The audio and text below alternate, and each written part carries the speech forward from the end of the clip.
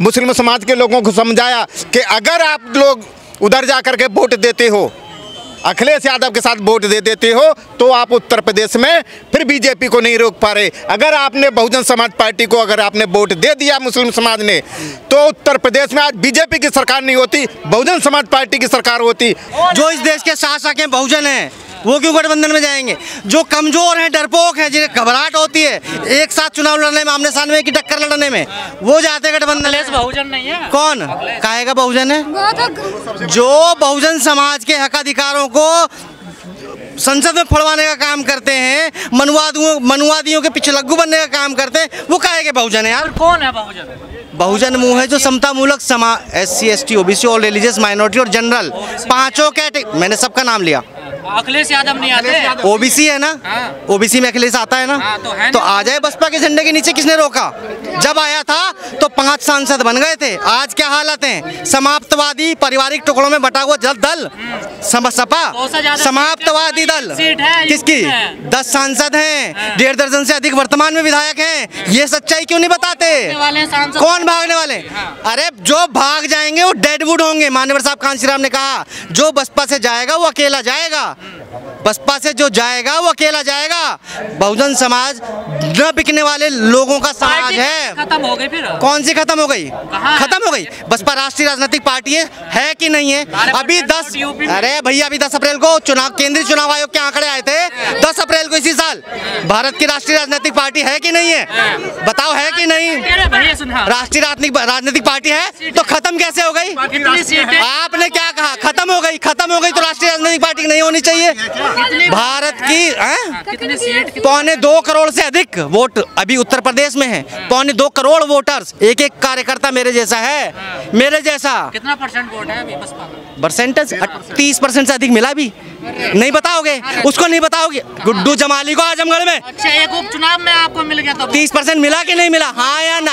अरे सकारात्मक बातें कौन बताएगा? हमेशा तुम खिंचाई करोगे, कहोगे बहुजन है हम तो। हाँ हमारा वोट था। गुड्डू जमाली किसको मिल? अच्छा गुड्डू जमाली जी अकेले थे वो चुनाव हाथी चिन्ह का वोट था। इस देश में जो विभिन्न जातियों में जो बटे हुए लोग हैं, वो एक जगह इकट्ठा होकर के, जिनको हम 85 के रूप में देखते हैं, वो बहुजनवादी हैं। और 85 में सभी दलित, पिछड़ा, OBC, माइनॉरिटीज, ये सभी। इस देश में बहुजन समाज जो है, जब हमारी 2007 में जब हमने पूर्ण तरीके से बहुजन समाज बनाया, बहुजन समाज को तैयार किया, और उसी के आधार पर हमने 2007 में हमारी पूर्ण बहुमत की सरकार, ब्राह्मणों ने वोट दिया, ब्राह्मणों ने भी वोट दिया। तो जब हम बात करते हैं बहुजन समाज की, तो बहुजन समाज बड़ी तादाद पर उस समय तैयार हुआ, और उसमें जो सर्व समाज के लोग। बहुजन का आप नाम लेते, वही अत्याचार करता है, आपको रोज लट्ठों से मार रहा है। भैया पहले मशीन बंद करवाओ, तब मालूम पड़ेगी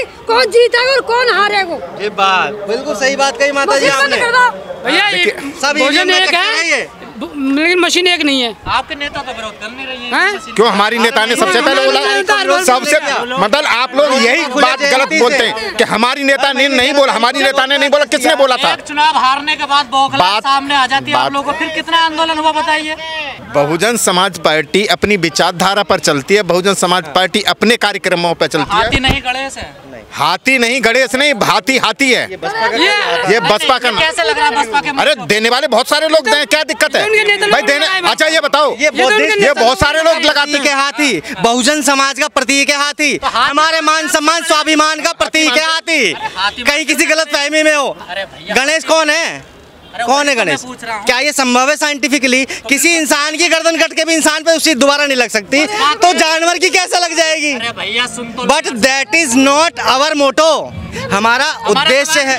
हाँ बताओ, हाथी पूछो। तो बसपा के मंच पे ये क्यों कहा जाता हाथी नहीं गणेश है? ये कभी नहीं कहा गया, मनुवादियों के द्वारा नहीं थोपा गया नारा है। बसपा के मंच से कभी बहन जी ने कहा आपसे? क्या किसी कभी सुना आपने? यार लोग हैं, लोगों का प्यार है। जब ब्राह्मण समाज के लोग आ रहे हैं, वो भी कोई दुश्मन नहीं है। जिसको जैसे खुशी मिले हम सबको संतुष्ट रखना चाहते हैं। मंदिर भी जाओगे फिर तो? कौन जाए? कभी देखा आपने बहन जी को जाते?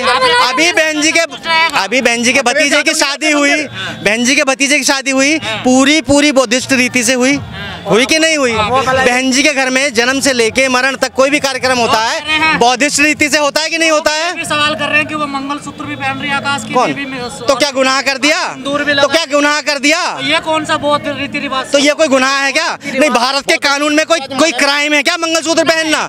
है तो बताओ। आपने कहा तो मेरी मर्जी है ना, मेरी निजी आस्था का विषय, मैं कुछ भी करना चाहूँ कर सकता हूँ। चित भी आपकी पट भी आपकी। क्यों? आपने कहा ना भाई पूजा की जब बात चल रही है दिखावे का ही तो विरोध करते हैं हम लोग, ना करेंगे। और आप लोग दिखावे पे ही जाके मरे जा रहे हो।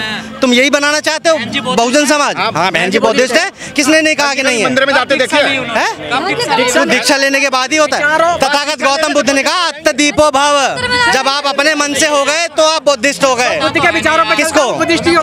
मान्यवर साहब कांशीराम 25 साल तक बौद्धिस्ट रहे, ये जानकारी आपको कोई नहीं देगा, हम बता रहे हैं ना। अरे यार तुम्हारे 14 अक्टूबर सन 1981 को मान्यवर साहब कांशीराम ने। तुम तो बहन जी को बौद्धिस्ट बता रहे हो। हाँ बिल्कुल हैं, और हैं, और भारत में सर्वाधिक तेजी से बढ़ते हुए राष्ट्रीय राजनीतिक दल की जिस दिन मुखिया प्रधानमंत्री होंगे, सुन लो, सुनोगे या बीच में टोकोगे? जिस टाइम, अरे भाई साहब, मान्यवर एक से, जिस दिन बहन जी भारत की प्रधानमंत्री के तौर पर दीक्षा लेंगी, आप सोच सकते हो? दीक्षा लेंगे, शपथ लेंगे, दीक्षा लेंगी, बौद्ध धर्म की दीक्षा लेंगी अपने करोड़ों अनुयायियों के साथ में। पूरे भारत के जो 140 करोड़ बहुजन हैं, सब उनके साथ जब दीक्षा लेंगे, पूरे विश्व में एक इतिहास रचा जाएगा कि हाँ, भारत की प्रधानमंत्री ने बौद्ध धर्म की दीक्षा ली है। अच्छा, 140 करोड़ लोग तुम्हारे हैं? हाँ बिल्कुल है, सारे सर्व समाज के लोग बहुजन हैं। अभी एक सीट पे आ गए। किस पे? 10 सांसद तो अभी हैं, 11 तो सांसद हैं, 18 विधायक हैं, और हजारों की तादाद में पार्षद, निगम पार्षद हैं। जीते हैं वो 10। कौन है वो? पारिवारिक टुकड़ों में बटा हुआ क्षेत्रीय दल जो अपनी खुद की बहू की सीट नहीं बचा सकता है ना। अपनी खुद की डिंपल यादव जी कन्नौज से क्यों हारी थी? किसने? कौन जीता? ये तो सपा वाले जीते गठबंधन से। बसपा तो अपने बसपा वाले अपने दम पे जीते, बल्कि उन्हें भी जिताया। 9% कितना वोट मिलता है सपा को कितना वोट मिलता है? 1% यादव वोट मिलता है सपा को। और किसका मिलता है वोट?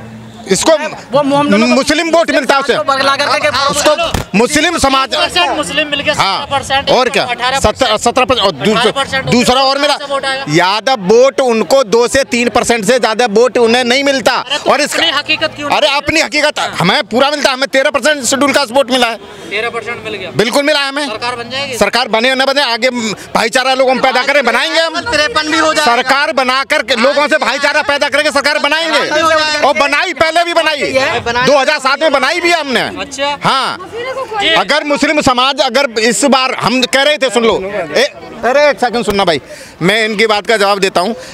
इस जो विधानसभा चुनाव में हमने लोगों से जाके कहा, मुस्लिम समाज के लोगों को समझाया कि अगर आप लोग उधर जा करके वोट देते हो, अखिलेश यादव के साथ वोट दे देते हो, तो आप उत्तर प्रदेश में फिर बीजेपी को नहीं रोक पा रहे। अगर आपने बहुजन समाज पार्टी को अगर आपने वोट दे दिया मुस्लिम समाज ने, तो उत्तर प्रदेश में आज बीजेपी की सरकार नहीं होती, बहुजन समाज पार्टी की सरकार होती। और लेकिन मुस्लिम समाज ने 98.99% बीजेपी उसको सपा को, मुसलमानों ने धोखा किया। धोखा नहीं दिया, उन्हें लगा, उन्हें लोगों को भरमाया। सपा के लोगों ने और अन्य जो पार्टियां थी, बीजेपी नहीं चाहती थी, बीजेपी कहलवाना चाह रही थी मीडिया से कि बहुजन समाज पार्टी बीजेपी की बी टीम है, और इसी का प्रचार इन्होंने किया, इसी का प्रचार मीडिया ने किया। मीडिया को जब पता था, मीडिया अच्छी तरह से जानती थी, समाजवादी पार्टी और उन लोगों ने मिलकर के कहा कि बहुजन समाज पार्टी बीजेपी की बी टीम है। बहुजन समाज पार्टी नहीं थी, बीजेपी के, सुनो, अरे सुनो, बीजेपी की, पहले पूरी बात सुन लो,